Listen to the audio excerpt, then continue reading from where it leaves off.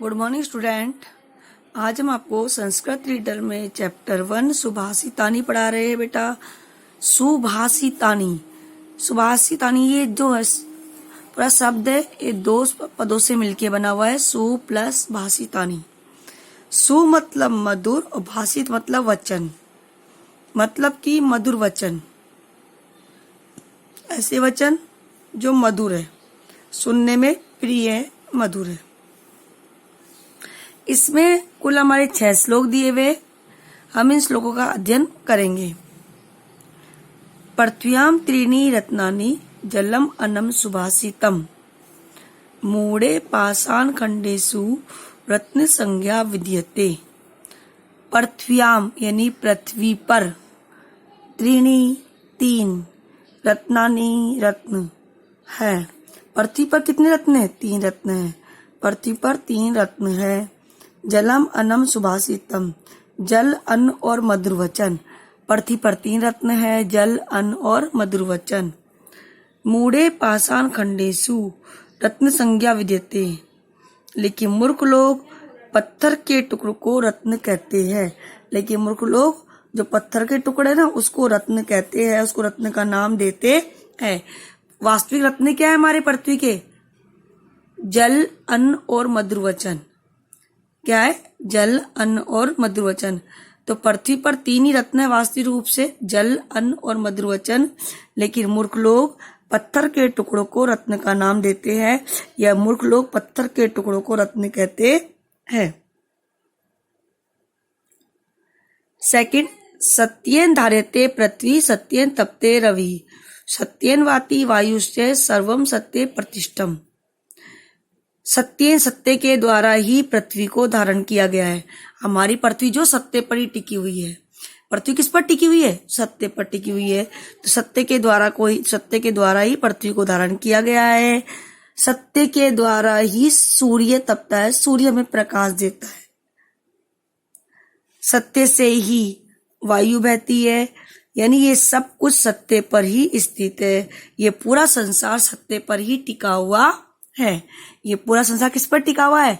सत्य पर ही टिका हुआ है।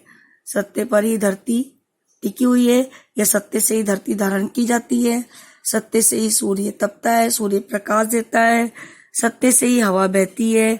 ये सब कुछ सत्य में ही स्थित है। सब कुछ किस पर स्थित है? सत्य में ही स्थित है। इसका अर्थ है कि हमारा पूरा संसार सत्य पर ही टिका हुआ है। ठीक है बेटा, पुनः रिपीट कर रही हूँ। पृथ्वी पर 3 रत्न है, जल अन्न और मधुर वचन। लेकिन मूर्ख लोगों के द्वारा पत्थर के टुकड़ों को रत्न का नाम दिया गया है।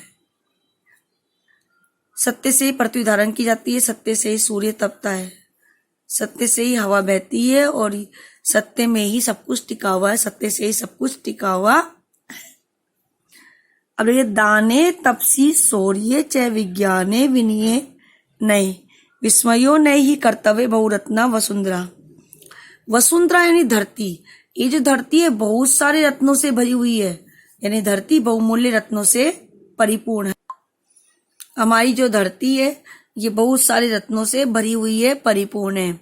इसलिए दान में, तपस्या में, शौर्य में, विज्ञान में, विनय में और नीति में, इनमें कभी भी आश्चर्य नहीं करना चाहिए। क्या नहीं करना चाहिए? इनमें कभी भी आश्चर्य नहीं करना चाहिए। हमारी धरती जो है बहुमूल्य रत्नों से भरी हुई है। दान में, तपस्या में, शौर्य में, विज्ञान में, विनय में और नीति में हमें कभी भी आश्चर्य नहीं करना चाहिए। फोर्थ जो श्लोक है इसमें ना सज्जनों का बताया गया है कि हमें सज्जनों के साथ ही मित्रता भी करनी चाहिए और शत्रुता भी सज्जनों के साथ ही करनी चाहिए। दुर्जनों के साथ किसी प्रकार का कोई व्यवहार नहीं करना चाहिए। सद्भि रेयो सह आसीते सद्भि कुर्वीते सत्संगतिम सद्भि विवादम मैत्रिम ने न सद्भि किंचित आचरेत। सद्भि का अर्थ होता है सज्जन।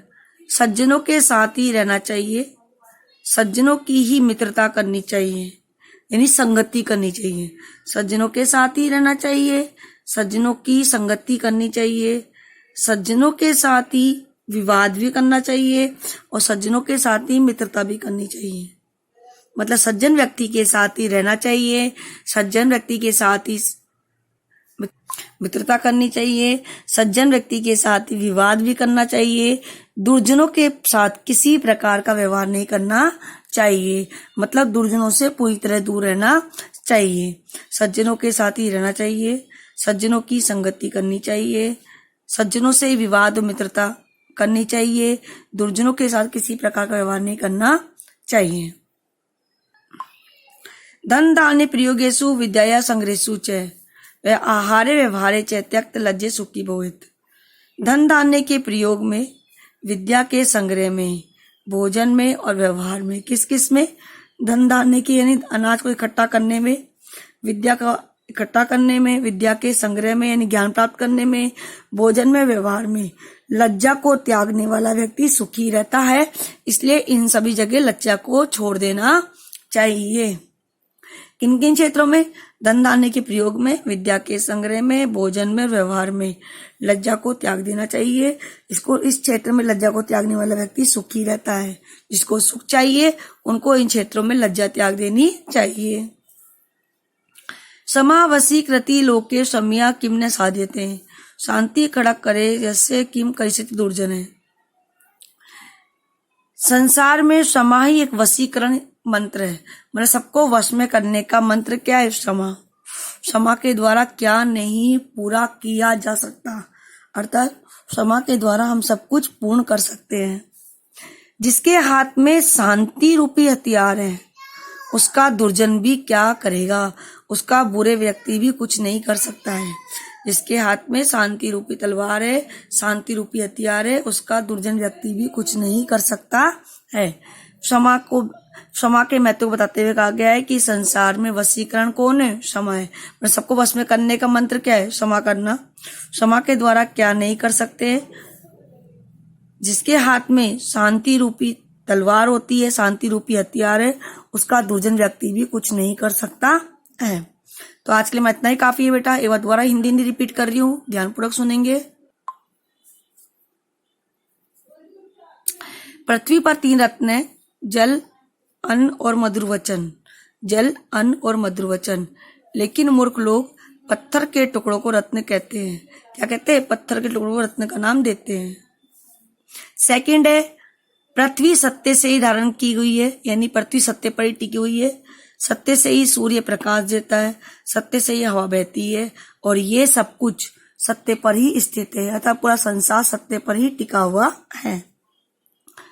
दान देने में, तपस्या में, शौर्य में, विज्ञान में, विनय में, नीति में, इनमें कभी भी आश्चर्य नहीं करना चाहिए, क्योंकि हमारी जो पृथ्वी है वो बहुमूल्य रत्नों से भरी हुई है। सद्भिरेव से आसीते सद्भि कुर्वीते संगतिम सद्भि विवादम मैत्रीम चयना असद्धि किंचित आचरणम। सज्जनों के साथ ही मित्रता करनी चाहिए, सज्जनों की ही संगति करनी चाहिए, सज्जनों के साथ ही विवाद और मित्रता दोनों करनी चाहिए।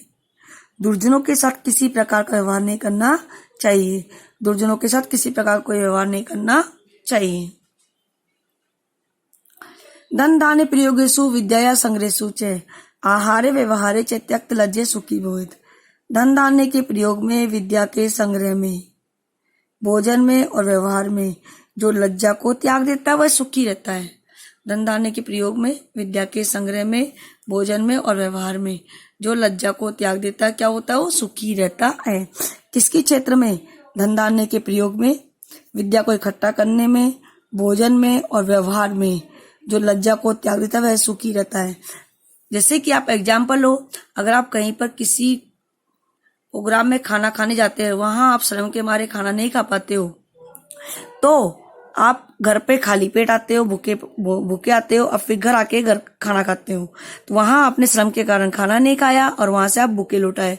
उसी प्रकार व्यवहार में, जब आप 10 जनों के बीच सभा में बैठे हुए और वहां पर आपको बोलना चाहिए लेकिन आप श्रम के कारण, लज्जा के कारण बोल नहीं पा रहे हो, तो वहां पर आपको मूर्ख समझा जाएगा, अज्ञानी समझा जाएगा। तो इसलिए कहा गया है भोजन में, व्यवहार में, धन दाने के प्रयोग में और विद्या के संग्रह में कभी भी लज्जा नहीं करनी चाहिए, इन क्षेत्रों में लज्जा त्याग देनी चाहिए। जो लज्जा त्याग देता है वह सुखी रहता है। 6 क्षमा वशीकृति लोके सम्या किम न साध्यते, शांति कड़क करे जैसे किम कैसी दुर्जन। इसमें कहा गया है कि क्षमा को वशीकरण मंत्र बताते हुए कहा गया इस संसार को वश में करने का मंत्र है क्षमा करना।